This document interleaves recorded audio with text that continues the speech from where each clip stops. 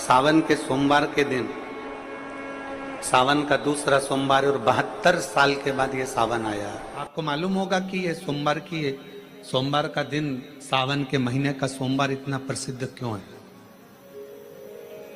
श्रावण के महीने के सोमवार का इतना महत्व क्यों होता है?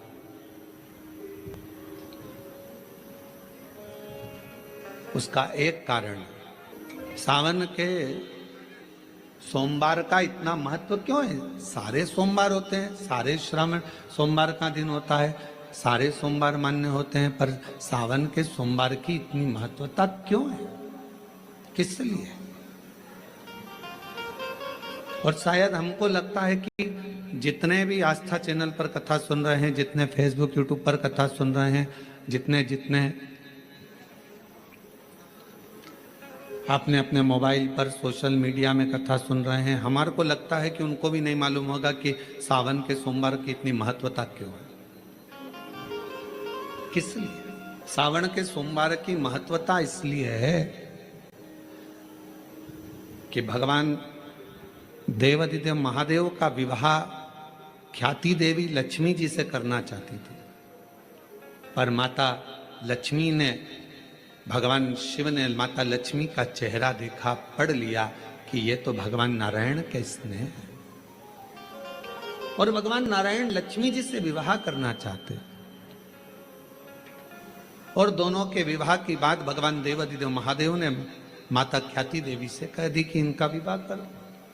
अब माता लक्ष्मी जी ने बड़ा निवेदन करा, आपने हमारा विवाह भगवान नारायण के साथ में कर दिया, हमारे मन की बात को रख लिया, बड़ी कृपा करी भोले बाबा, मेरा मन है मैं आपके चरणों की सेवा करूं, मुझे कोई सेवा आपकी बताओ। शिव मंदिर में कभी भी जाकर पंडित जी से मत पूछना कि यहां की कोई सेवा मुझे बताओ। भगवान के अन्य मंदिर होंगे तो वहां जाकर पूछना, देवी जी के मंदिर में यहाँ सेवा बताओ, राम जी के मंदिर में पूछना यहाँ सेवा बताओ, भगवान कृष्ण के मंदिर में पूछना हमारे लिए कोई सेवा बताओ, भगवान दत्त के मंदिर में पूछना हमारे लिए सेवा बताओ। सारे मंदिरों में जाकर कहना कि हमारे लिए सेवा बताओ, पर शिव जी के मंदिर में जाकर मत कहो कि हमारे लिए सेवा बताओ। वहां तो झाड़ू उठाओ, सेवा में लग जाओ, वहां तो निर्माल्य पड़ा है, उसको उठाओ, विसर्जन में ले जाओ, वहां पोछा उठाओ, पोछा लगाना प्रारंभ कर दो, शिव जी का श्रृंगार करना प्रारंभ कर दो, शिव जी का सुंदर स्नान कराना प्रारंभ कर दो। शिव मंदिर में सेवा पूछी नहीं जाती, सेवा करी जाती है। शंकर के मंदिर में कहना ना पड़े कि तुम्हें यह करना। शिव मंदिर में जाकर कभी नहीं पूछना कि मुझे सेवा क्या करना, शिव मंदिर में तो जाकर सेवा का क्रम करो। अब लक्ष्मी जी पूछ रही हैं भोले बाबा से, आप मुझे बताओ, मैं आपकी सेवा में लगना चाहती हूं। शिव जी ने कहा कि मैं क्या सेवा बताऊं, आप जाओ भगवान नारायण की सेवा करो। पर लक्ष्मी जी ने सोचा कि देवाधिदेव महादेव मुझे सेवा नहीं बता रहे हैं। सावन का महीना था, सोमवार का दिन था, माता लक्ष्मी पूरे सावन के महीने में शिवालय में जाती, शंकर जी के कैलाश पर्वत पर जाकर खूब सेवा करती। खूब प्रथम सोमवारी निकल गई, द्वितीय सोमवारी निकल गई, तृतीय निकल गई, चतुर्थ आ गई। सोमवारियां निकलती चली गई। सावन का आखिरी सोमवार, देवाधिदेव महादेव प्रसन्न हो गए, लक्ष्मी को बुलाया, हे लक्ष्मी, पूरी दुनिया में केवल महासंबोधन मेरे नाम के आगे लगा है, लोग मुझे देवाधिदेव महादेव कहते हैं। सारी पुराणों को केवल पुराण कहा जाएगा, पर शंकर की पुराण को भी महासंबोधन से संबोधित किया जाएगा, शिव महापुराण। लक्ष्मी, मुझसे जो जुड़ा हुआ है, मेरे नाम के आगे महासंबोधन लगा हुआ है, लोग मुझे महादेव कहते। पर लक्ष्मी, तूने पूरे श्रावण के महीने में मेरी सेवा करी है, और आज सोमवारी के दिन तूने मेरी अविरल भक्ति को धारण करा है, बिना पूछे सेवा में, बिना दिखावे के तल्लीनता से सेवा करी है। मैं अपना महा संबोधन दुनिया में किसी को नहीं देता, आज तुझे दे रहा हूं। और लक्ष्मी केवल लक्ष्मी नहीं रही, उस दिन से लक्ष्मी मां लक्ष्मी। लक्ष्मी केवल लक्ष्मी नहीं रही, उस दिन लक्ष्मी महालक्ष्मी के संबोधन से प्रकट हुई। आज महासंबोधन लक्ष्मी जी को अगर किसी ने दिया तो भगवान देवाधिदेव महादेव ने दिया। और वह महासंबोधन कब मिला? सोमवार की इस श्रावण के सोमवारी के दिन जो हम व्रत करते हैं, साधना करते हैं, उपास करते हैं, अर्चना करते हैं।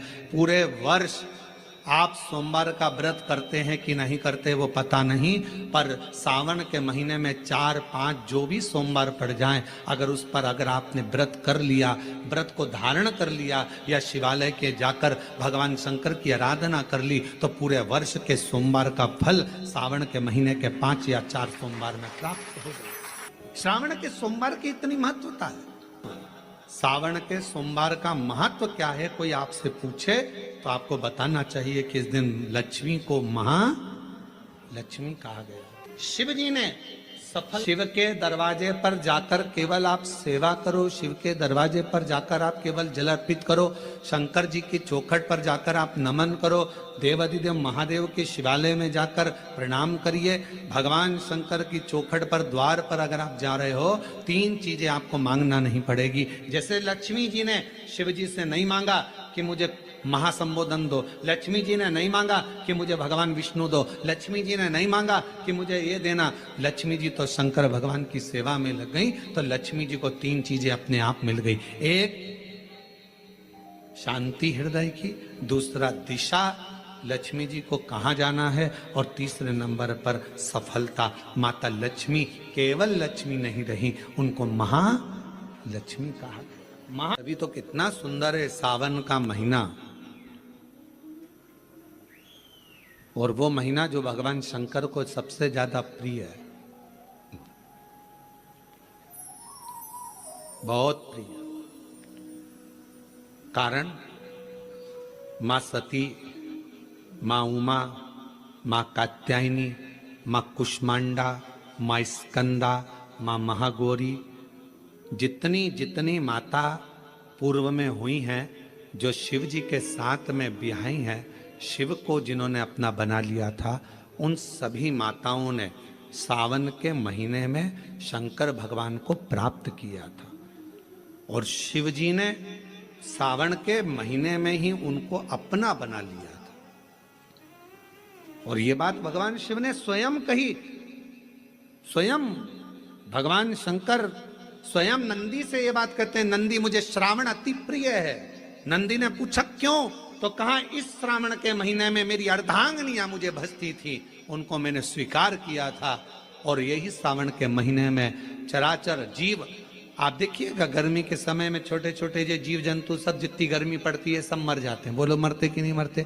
अभी बारिश चालू हो गई, बारिश चालू हो गई तो तुम्हारे घर में ऐसे बारीक बारीक नए नए डिजाइन के कीड़े मिलेंगे। घर में घुस जाते हैं तो शिव महापुराण की कथा कहती है, चराचर अचर जीव जंतु पशु पक्षी सबको मालूम है सावन का महीना चल रहा है, हमारे बाबा का महीना चल रहा है जो करुणा करने वाले, ये उनको भी ज्ञान है। उसको पशुपति नाथ कहते हैं, उसको भी मालूम है। अब जरा विचार करिए, जिस चींटे में कभी पर नहीं आते वो चींटे में सावन में पर आ जाते हैं। जब चींटे को पर दे सकता है तो सावन में 1 लोटा जल चढ़ाने वाले को भी मेरा बाबा उड़ा तो सकता है, आगे बढ़ा तो सकता है, उन्नति की ओर ले जा तो सकता है। वो शिव तत्व है। उसी तरह भगवान तुम्हें 1 बार का विभव दे देता है, 1 बार का धन दे देता है, 1 बार की दौलत दे देता है, फिर लोग उसको भोगने लगते हैं और भोगते भोगते आखिरी